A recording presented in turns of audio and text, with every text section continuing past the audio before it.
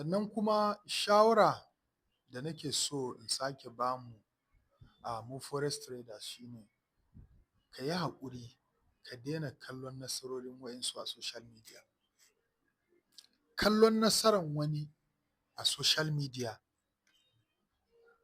yakan sa ka zama kana da poor mindset.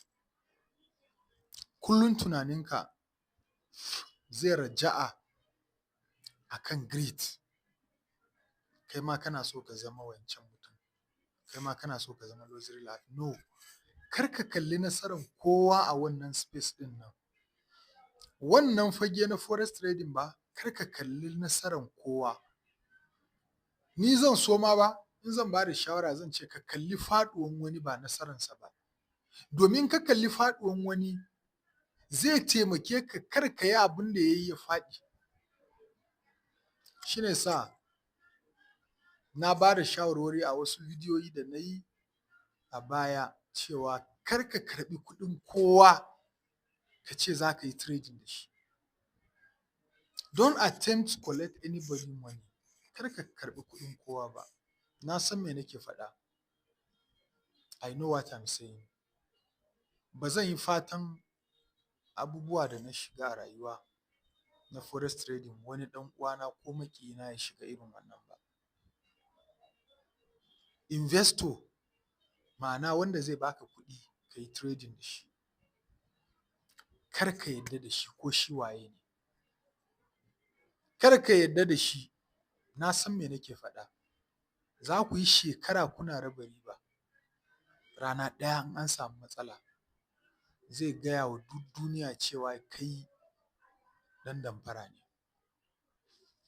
Zai gaya wa duniya cewa kai ɗan yahoo ne. Zai gaya wa duk duniya cewa kai ba maƙetaci irinka.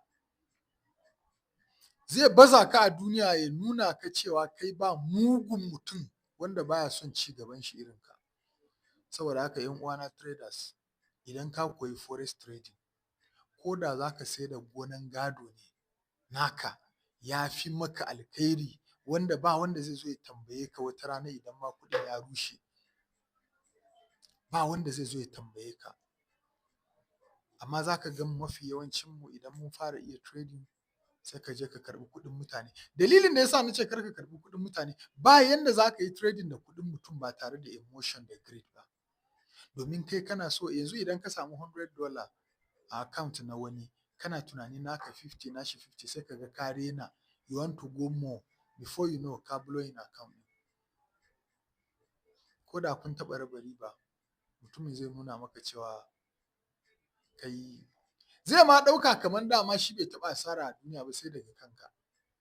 Saboda haka 'yan uwana ina roƙonmu mu jajirce mu nemi kuɗi da kanmu. Ba ruwanka da kuɗin wani, ba ruwanki da kuɗin wani, musamman a forex space.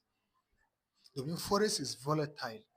Kuɗin zai iya ƙarewa in a short period of time. Akwai abin da ana comedy da shi, wai you go explain tired, no evidence. To a forex ne yake. Na ɗauki wannan language, wannan word ɗin a forex ne. Za ka yi ta bayani, mutane za su nuna ba su fahimce ka ba. Domin an zo sha'anin kuɗi. In an zo sha'anin kuɗi, wajibi ne ka yi haƙuri. Wajibi ne ka zama da jajircewa domin ka nemi naka. Ka rabu da kuɗin mutane ɗan uwa. Ta haka ne za ka ga ci gaba a forex trading ɗinka. Ta haka ne za ka ga ci gaba. In ka samu dala 10 ma naka ne.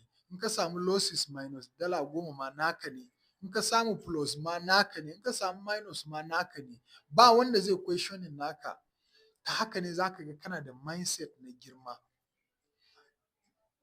Sannan shawara ta ƙarshe game da karɓan kuɗi ba, idan za ka karɓi naira 10 wani domin ka mishi trading, ka tabbatar da cewa ka fi ƙarfin naira 100. Idan za ka karɓi $1,000 na wani ba, make sure that ka fi ƙarfin $10,000 so that ko da wani abu ya faru da kuɗinsa, in ba ku da yarjejeniya a rubuce, kana da kuɗi da za ka yi cover up na kanka ba zai ɓata maka suna ba. Forex trading ba gambling ba ne, forex trading business ne. to ya kamata mu yi treating nashi as a business.